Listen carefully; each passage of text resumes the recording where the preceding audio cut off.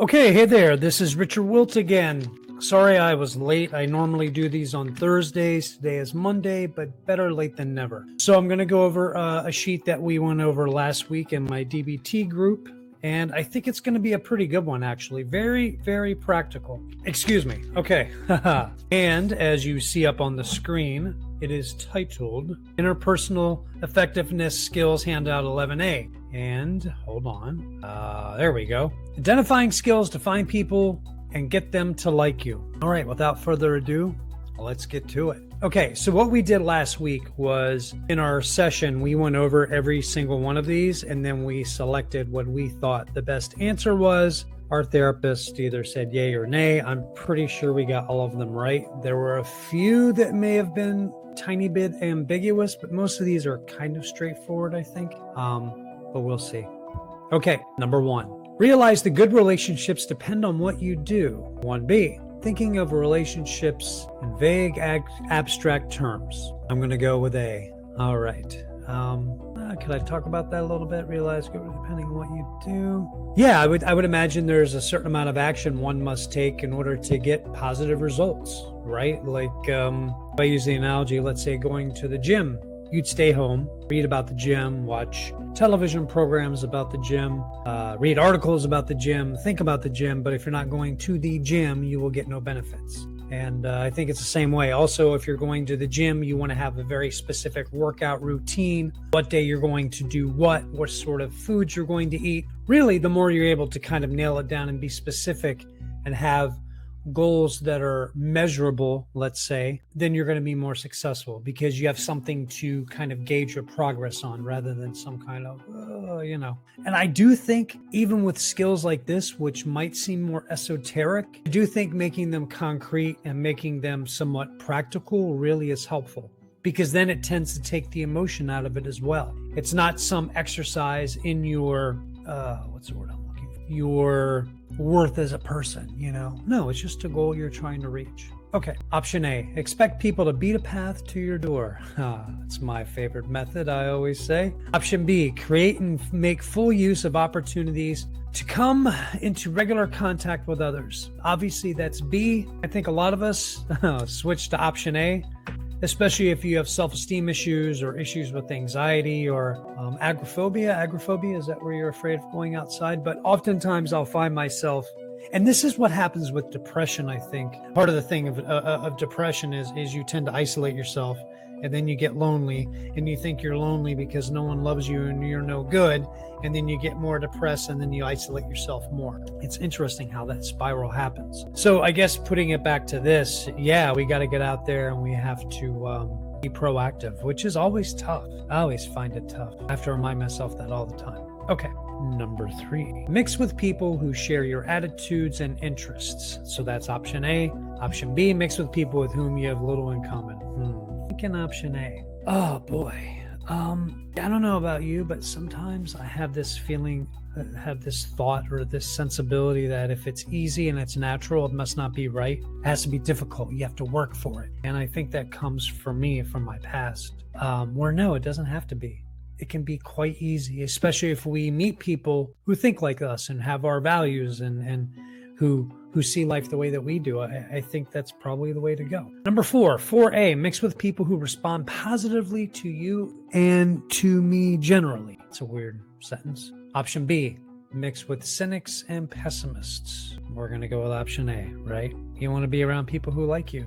Surprise. All right, number 5. Express your opinions and attitudes so that others can recognize similarities with you. Keep your opinions and attitudes to yourself. That's obviously option A. Now, there are ways of doing that that may not be the best way. Like if you're forceful or you're loud or you kind of push your opinions on other people, that's not good, but also not saying anything's not good. So that's something I believe that's a skill that should probably be developed, right? Where you learn how to express your opinions and your thoughts and your feelings and your values in a way that lets people know where you stand, but at the same time doesn't piss everybody off, even the people you're trying to make relationships with. Okay. Number 6, answer questions briefly and seldom ask or return them. Show interest in others by asking questions. I would say it's B. Yeah. And I would also think we should go back to last week's sheet where we talked about doing it in the same volume as the other person. So if someone shares something, we don't overshare, right? We ask questions, but we're not too intense with the questions, because I've gotten to where I go, hey, do you like this? Do you like this? What about this? What about that? And the person's like, whoa. So that can be too intense also. So again, doing it in a way where you're trying to get information from other people and you want to show your interest, but it's not too intense. Number 7, stay out of conversations other people are having so people know you're respectful. Option B, politely ask to join in conversations so you can meet more people. Well, option B, right? You can't stand off to the side and get to know other people. More than likely, they're not going to invite you into their group. Now, they might, because, there are people who are quite friendly and that's what they'll do. But you don't want to rely on that, right? You want to be proactive here. This is about us trying to get our needs met. And if we're to get our needs met, we need to be proactive in that. We can't wait for other people to bestow them upon us, right? Because that tends to lend itself to feeling powerless and not that we have some sort of control over our happiness, which we do. Okay, number 8. A, say nothing or everything about yourself, regardless of what others reveal. Oh, this goes back to number 6. Option B, disclose roughly the same amount of personal information to others as they disclose to you. Option B, don't over or undershare. And for a long time, I never understood, how do I do that? And it's right here. It's so genius to the other person's level, which also I think kind of subconsciously puts you more in sync with them, right? Because some people might like to share a lot and you may like that. And so you might, do the same thing. Some people slow, they don't want to go too fast. But when you meet their rhythm, intuitively, it makes them trust you more because you're meeting them on their terms. Some people, their sensibilities may be so out of whack from yours, you may not want to. Maybe some people, maybe you like sharing a lot. I don't know. Maybe this person is too slow. I don't know. Anyway, I love this. This is great. Okay, 9. A, keep good opinions of others to yourself. B, if you like others, let them know.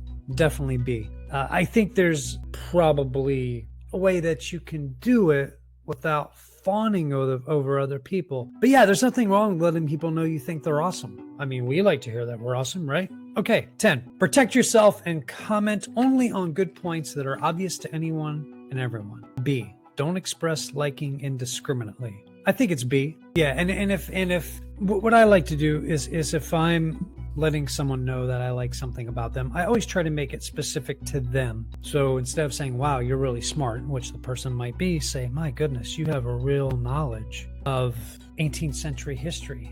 Did you study history in school?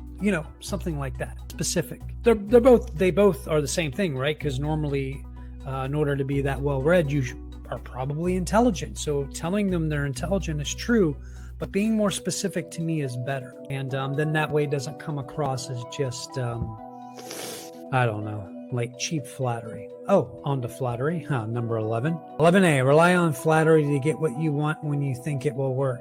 B, don't use flattery to influence others. I think this is one we messed up on. We selected A. Our therapist said it was B. So I don't think we talked about it, and I think what he was saying, what we weren't clear on, is that it's okay to flatter people. And if it's sincere, of course.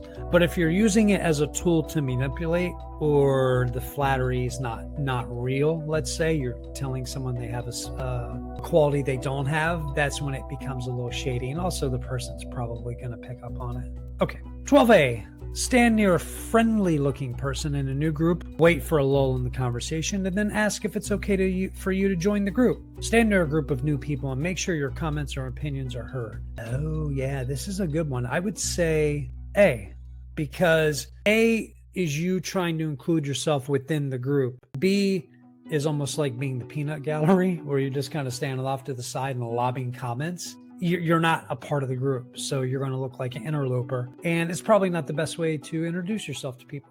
Okay, now he accidentally gave us 2 sheets here, so he was going to give us the third one. He never did. I'm going to have to get on to him about that. Okay, let's go to the bottom here. Mindfulness of others. Okay, so this is a checklist. Let's see, fill this sheet out whenever you practice mindfulness of others and whenever you have an opportunity to practice. Even if you don't or almost don't do anything in practice. Write on the back of the sheet if you need more room. This reminds me, I met some new people and I was messaging them on Instagram, and I think I may have been a little too eager. I think I didn't maybe do what option A is. I did a little overshare. I didn't do 8B, which is disclose roughly the same amount of personal information. So let's go down to the checklist. Okay. Check off any of the following that you practiced. Okay, so paid attention with interest and curiosity to others around me. I would say I did that. Let go of focus on myself and focused on the people I was with. Yeah, I did a pretty good job.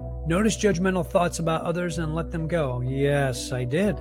Stayed in the present instead of planning what I would say next and listened. I did that about 50% of the time with these new group of people. Put my entire attention on the other person and didn't I multitask? 50-50. Gave up clinging to being right. Yeah, I did a good job of that. Okay, let's go to the next. Described in a matter-of-fact way what I observed. Not sure what that means. Replace judgmental descriptions with descriptive words. Oh, so maybe in that moment described in a matter-of-fact way what I observed. So instead of using emotional labels, maybe? Oh, I was in a group with 5 people. I was shooting a film this past weekend and I met these people, rather than saying, man, everyone was like hanging around being amongst themselves. They weren't talking to me. So I think that's what it is. Okay. Describe what I observed instead of making assumptions and interpretations of others, which is what I just said. Avoided questioning others' motives. I did a pretty good job on all these with my new interaction this week. Threw myself into interactions with others. Yeah, I think I did a pretty good job. Went with the flow rather than trying to control everything. Pretty good. Went a little too far on the old texting and the instant messaging. A little too much. Became one with the conversation I was in. I think so. Describe a situation where you practice mindfulness of others in the last week. Well, like I said, I did a film shoot on, what day was that? Friday. And I met a lot of people. And I really tried to be aware of who I was. My friend was there. He was the DP. And he was really, really busy. So selfishly, I wanted to hang out and talk with him, but he was too busy running the whole thing. So I said hello. I stayed off to the side. I let him come to me. I was very aware of that. I'm very proud of myself for doing that. Who was the person you were with? Aha, I was with a whole group of people. People I knew, people I didn't know. So it was a nice mix. How exactly did I practice mindfulness? Well, I just made sure that I was aware of my behavior in every interaction. I was kind of like this third eye watching myself. And I really try to pay attention to the other people and take cues from them. As far as if I could tell maybe they wanted to do something else or go somewhere else, I kind of would pull back. Or if they wanted to talk, I would talk. I did pretty good. What was the outcome? The outcome was pretty good. I met some new people, had a great time, and went really well. How do you feel afterwards? I feel pretty good. Did being mindful make a difference? Yes. If so, what? Well, I just think when you're consciously aware of your surroundings, it stops you from becoming self-focused. And for me, when I become self-focused, that's when I really start to overdo it, because I'm not paying attention to outside cues. All of my anxiety is kind of whipping me into a frenzy, and I'm focusing on that. If I focus outward, that doesn't happen. All right, well, this was pretty good. This was short. I think I'm going to get better at these as I go. But for now, I'm pretty happy. Yeah. Hey, so I'm going to do mine this Thursday instead of waiting like I did this week. But y'all have a great rest of your day. I love all of you. Hang in there, and I'll talk to you soon.